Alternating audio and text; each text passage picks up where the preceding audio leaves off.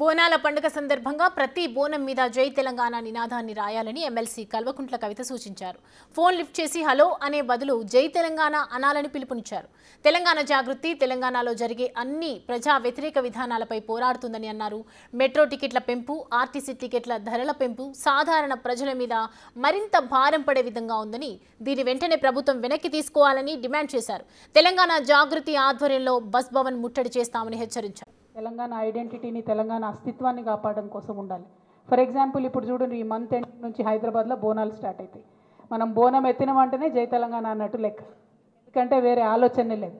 కానీ నా రిక్వెస్ట్ మీ అందరితో, ఈసారి మీ గల్లీలలో జరిగే ప్రతి బోనం మీద కూడా ఎక్కడ అవకాశం ఉంటే అక్కడ జై తెలంగాణ అని రాపియండి.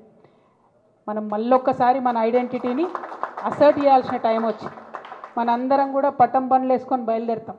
ప్రతి పట్టం బండి మీద కూడా జై తెలంగాణ అని రాసుకుందాం.